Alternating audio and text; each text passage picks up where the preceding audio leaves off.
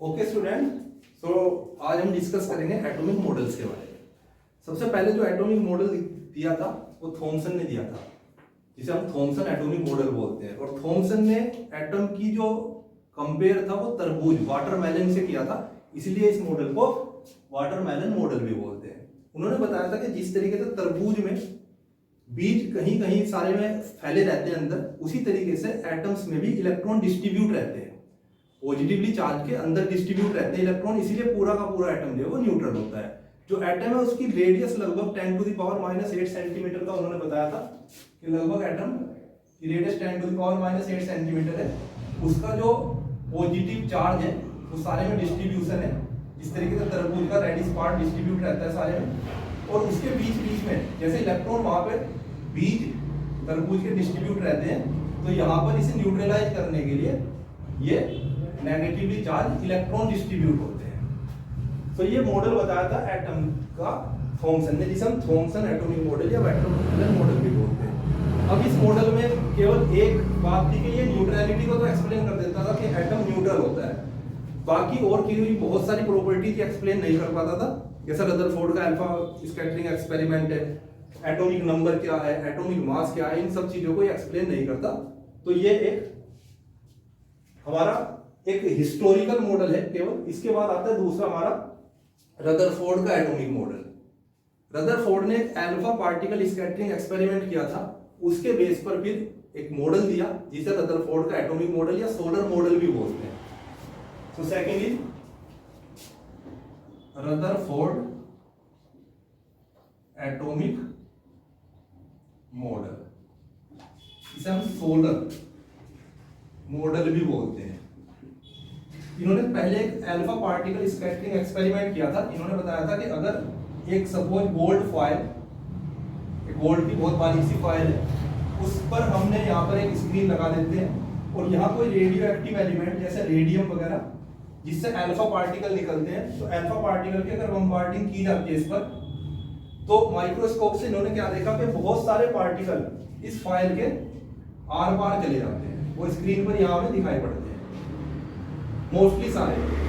कुछ पार्टिकल टकराकर वापस आ जाते हैं, बहुत कम, लगभग 20,000 में से एक पार्टिकल वो टकराकर वापस आ जाता है।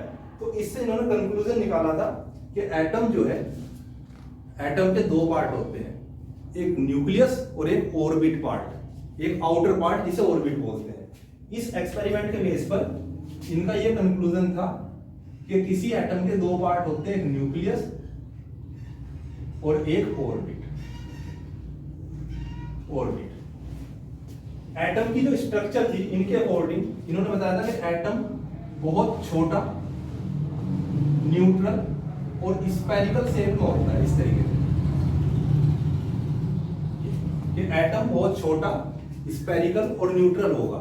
टू पार्ट होते हैं इसके, एक ये इनर पार्ट कहलाता है, इनर पार्ट जिसे हम न्यूक्लियस बोलते हैं, और ये आउटर पार्ट न्यूक्लियस के बाहर,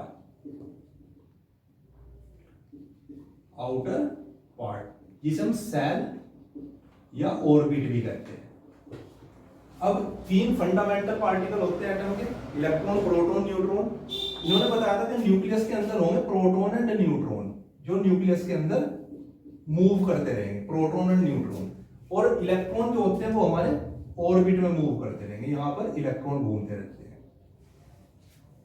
जितना हमारा न्यूक्लियस के अंदर पॉजिटिव चार्ज, क्योंकि न्यूट्रॉन तो न्यूट्रल होते हैं, प्रोटॉन पॉजिटिवली चार्ज होते हैं, तो जितने न्यूक्लियस के अंदर प्रोटॉन होते हैं किसी एटम के बाहर, उतने ही ऑर्बिट में इलेक्ट्रॉन घूमते रहते हैं, क्योंकि पूरा एटम इलेक्ट्रिकली न्यूट्रल होगा। Number of proton number of electron के इक्वल होंगे, जितने न्यूक्लियस में प्रोटॉन होंगे उतने आउटर मोस्ट सेल में उनके ऑर्बिट में इलेक्ट्रॉन्स होते हैं। एटम की जो रेडियस है इन्होंने बताया था वो लगभग 10⁻12 टू 10⁻13 सेंटीमीटर के आसपास होती है। और पूरे एटम की जो रेडियस है वो लगभग 10⁻⁸ सेंटीमीटर के आसपास होगी। नेक्स्ट पॉइंट कि जब इलेक्ट्रॉन्स पर हमने कहा अभी नेगेटिव चार्ज होता है, तो इन्होंने बताया था कि इलेक्ट्रॉन पर नेगेटिव चार्ज है, प्रोटॉन न्यूक्लियस के अंदर है, उन पर पॉजिटिव चार्ज है, मींस न्यूक्लियस पर पॉजिटिव चार्ज है, उसके बाहर इलेक्ट्रॉन रिवॉल्व कर रहे हैं जिन पर नेगेटिव चार्ज है। फिर भी इलेक्ट्रॉन प्रोटॉन की तरफ न्यूक्लियस की तरफ अट्रैक्ट नहीं होते। क्यों? नहीं तो अट्रैक्ट हो जाना चाहिए पॉजिटिव चार्ज, लेकिन ये इसकी तरफ अट्रैक्ट नहीं होते क्योंकि इलेक्ट्रॉनों के, इन्होंने बताया था कि इलेक्ट्रॉनों के जब लगातार घूमते हैं तो इलेक्ट्रॉनों के लगातार घूमने से फोर्स क्रिएट होता है, सेंट्रीफ्यूगल फोर्स। वो सेंट्रीफ्यूगल फोर्स क्या करता है? इलेक्ट्रॉन्स को सेंटर से दूर रखता है, इस वजह से इलेक्ट्रॉन न्यूक्लियस के पास नहीं जा पाते। तो ये कुछ पॉइंट्स थे जो रदरफोर्ड ने एटम के बारे में बताया था, और इसीलिए हम इसे सोलर मॉडल भी बोलते हैं कि जिस तरीके से सोलर मॉडल में क्या होता है कि सन के, ये सन है, सन के चारों तरफ बाकी प्लैनेट्स जैसे अर्थ वगैरह रिवॉल्व करते रहते हैं, घूमते रहते हैं, इसी तरीके से न्यूक्लियस के चारों तरफ इलेक्ट्रॉन रिवॉल्व करते रहते हैं, इसीलिए इस मॉडल को सोलर मॉडल भी बोलते हैं। एक बार दोबारा आप कुछ पॉइंट्स देखिए। नंबर 1 ये था कि एटम बहुत छोटा, स्फेरिकल और न्यूट्रल होता है। सेकंड पॉइंट, 2 पार्ट होते हैं, inner part and outer part. Inner part को न्यूक्लियस बोलते हैं, आउटर पार्ट को सेल या ऑर्बिट बोलते हैं। न्यूक्लियस के अंदर प्रोटॉन न्यूट्रॉन होते हैं और सेल के अंदर इलेक्ट्रॉन घूमते रहते हैं। जितने न्यूक्लियस के अंदर प्रोटॉन होते हैं, आउटर सेल में उतने ही इलेक्ट्रॉन्स होते हैं।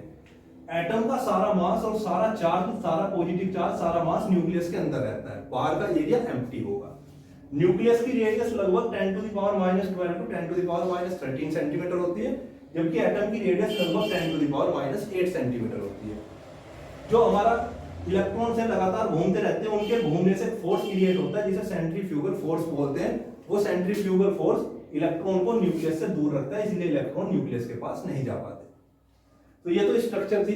अब इसके ड्रॉबैक हैं 2-3, कुछ कमियां हैं इस मॉडल में, उसको बोर ने दूर किया था। फिर अब क्या क्या ड्रॉबैक है इसकी? 2-3 ड्रॉबैक है। तो ये स्पेक्ट्रम को एक्सप्लेन नहीं कर पाता। स्पेक्ट्रम मतलब जैसे कोई लाइट प्रिज्म पर टकराती है तो वो सिर्फ 5-7 कलर्स में विबग्योर बोलते हैं, रिफ्लेक्ट कर देती है, तो उस चीज को ये एक्सप्लेन नहीं कर पाता। सेकंड, न्यूक्लियस के बाहर कितनी ऑर्बिट है? जैसे सोडियम है, सोडियम का एटॉमिक नंबर 11 होता है, कॉन्फ़िगरेशन इज 281, हमें पता है कि 3 सेल है बाहर, पहली सेल में 2 इलेक्ट्रॉन है, सेकंड में 8, थर्ड में 8। तो ये इस चीज को एक्सप्लेन नहीं कर पाया। थर्ड, ये इस चीज को एक्सप्लेन नहीं कर पाया कि इलेक्ट्रॉन जब लगातार घूमते हैं, डायनेमिक थ्योरी होती है फिजिक्स में कि जब कोई चीज लगातार मोशन में है तो उसकी एनर्जी कम होती चली जाएगी। तो जब इलेक्ट्रॉन लगातार घूम रहा है ये यहाँ इस ऑर्बिट में, तो इसे एनर्जी कहां से मिल रही है? इसे तो इसकी एनर्जी कम हो जानी चाहिए। कम होने का मतलब ये कि इसे न्यूक्लियस से टकरा जाना चाहिए, जबकि एटम न्यूक्लियस जो हमारा एटम है वो स्टेबल होता है, न्यूक्लियस से नहीं टकराता है। तो इसकी एनर्जी कहां से आती है, इस चीज को एक्सप्लेन नहीं कर पाया। लीनियर स्पेक्ट्रम को नहीं बता पाया, न्यूक्लियस के बाहर कितनी ऑर्बिट है वो एक्सप्लेन नहीं कर पाया, और इलेक्ट्रॉन्स को एनर्जी कहां से मिल रही है उस चीज को ये एक्सप्लेन नहीं कर पाया। तो ये 2-3 इसमें ड्रॉबैक थे।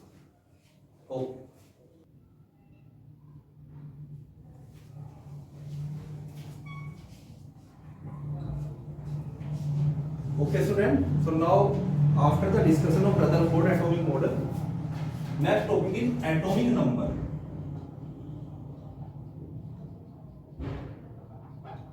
Atomic number Z से रिप्रेजेंट करते हैं।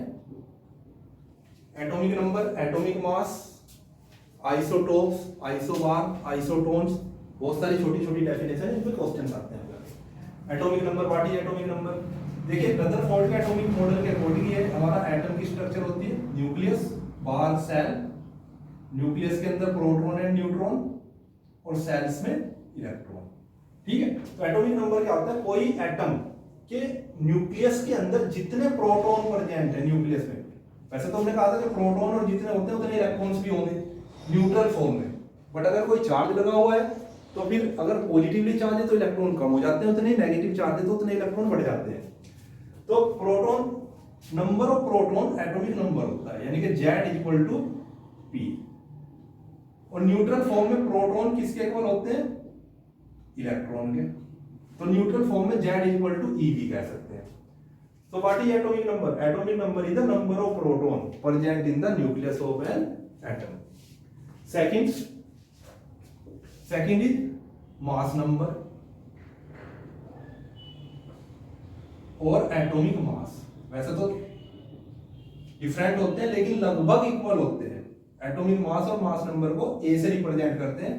एटॉमिक मास होता है number of nucleon. Nucleons means sum of proton and neutron. किसी न्यूक्लियस, एटम के न्यूक्लियस में जितने प्रोटॉन और न्यूट्रॉन है टोटल है वो एटॉमिक मास कहलाता है उसका, यानी कि A equal to P plus N। और हमने भी बताया प्रोटॉन किसके इक्वल होते हैं, एटॉमिक नंबर के, सो हम लिख सकते हैं A equal to Z plus N। For example 11 sodium 23, ये एलिमेंट है हमारा सोडियम एलिमेंट, एटॉमिक नंबर इसका 11 है, एटॉमिक मास 23 है। तो एटॉमिक नंबर 11 है मींस Z 11, A 23।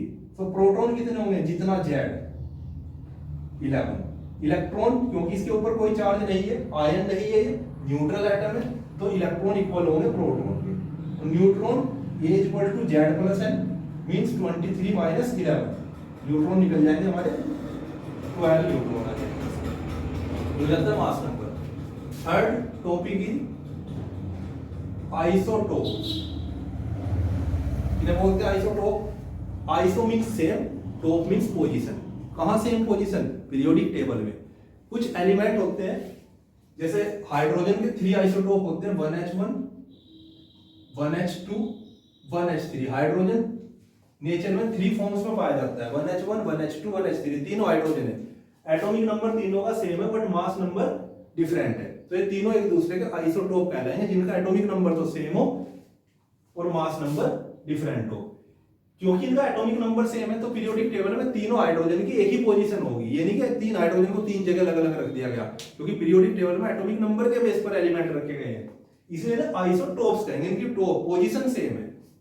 तो those element in which atomic number same but mass number are different, तो उन्हें आइसोटोप बोलते हैं। इसी तरीके से ये हमारा 1H1 प्रोटियम कहलाता है, 1H2 ड्यूटीरियम और 1H3 ट्राइटियम।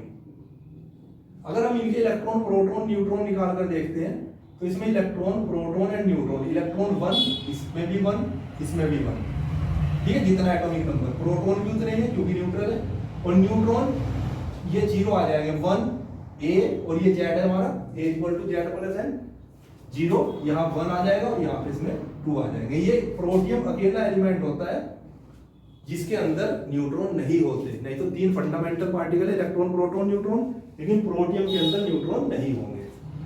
इसी तरीके से सेकंड एग्जांपल होता है आइसोटोप का। ऑक्सीजन के भी 3 आइसोटोप्स होते हैं, 8 ऑक्सीजन 16, 8 ऑक्सीजन 17 एंड 8 ऑक्सीजन 18। इसे हम ऑक्सीजन 16 कहते हैं, ऑक्सीजन 17, ऑक्सीजन 18। इनका भी एटॉमिक नंबर सेम है लेकिन मास नंबर डिफरेंट है, तो ये सब एक दूसरे के आइसोटोप हुए। सेकंड आता है आइसोबार। वे एलिमेंट जिनके एटॉमिक नंबर तो डिफरेंट हो लेकिन मास नंबर सेम हो, वे एक दूसरे के आइसोबार कहलाते हैं। जैसे 18 argon 40, 19 potassium 40 and 20 calcium 40। 3 element है, आर्गन पोटेशियम एंड कैल्शियम। ये एटॉमिक नंबर सबके डिफरेंट है, 18 19 20, बट मास नंबर सबके सेम है, तो तीनों एक दूसरे के आइसोबार कहलाएंगे। और जो आइसोबार होते हैं, जैसे हमने ये अभी निकाल के दिखाया था आपको, इसे छोड़ दीजिए एक्सपेरिमेंट एग्जांपल को, ये वाला एग्जांपल पे आ जाइए। हमने इनके निकाले थे इलेक्ट्रॉन 1, प्रोटॉन 1, न्यूट्रॉन 0, ठीक है। अब इनके अगर हम निकाल कर देखते हैं तो इसमें इलेक्ट्रॉन 18, इसके 19, इसके 20, यहाँ तीनों के इलेक्ट्रॉन सेम थे, प्रोटॉन भी सेम थे। यहाँ इलेक्ट्रॉन तीनों के डिफरेंट हैं, प्रोटॉन भी डिफरेंट होंगे, न्यूट्रॉन भी डिफरेंट होंगे। न्यूट्रॉन यहाँ 40 माइनस 18 22, यहाँ 21 और यहाँ पे 20। तो ये आइसोबार कहलाते हैं जिनके एटॉमिक नंबर डिफरेंट लेकिन मास नंबर सेम। थर्ड होता है आइसोटोन। एक होता है isotone, number of neutron same हो, 2 एलिमेंट जिनके नंबर ऑफ न्यूट्रॉन सेम हो वो एक दूसरे के आइसोटोन्स कहलाते हैं। Isotone for example 6 carbon 13, carbon के भी आइसोटोप होते हैं, कार्बन भी नेचर में मेनली 3 फॉर्म में मिलता है, carbon 12, carbon 13, carbon 14। 6 carbon 13 and 7 nitrogen 14। तो अगर हम यहाँ पे न्यूट्रॉन निकाल कर देखते हैं तो यहाँ पे इसमें न्यूट्रॉन आ जाएंगे हमारे 13 माइनस 6 7, और यहाँ भी 14 माइनस 7 7। नंबर ऑफ न्यूट्रॉन दोनों में सेम है, तो ये दोनों एक दूसरे के आइसोटोन जिनके एटॉमिक मास सेम है, आइसोबार। जिनके एटॉमिक नंबर सेम है आइसोटोप। एक और होता है आइसो इलेक्ट्रॉनिक, एक और है आइसो इलेक्ट्रॉनिक, नाम से पता चल रहा है जिनके नंबर ऑफ इलेक्ट्रॉन सेम हो, नंबर ऑफ इलेक्ट्रॉन। जैसे मान लीजिए सोडियम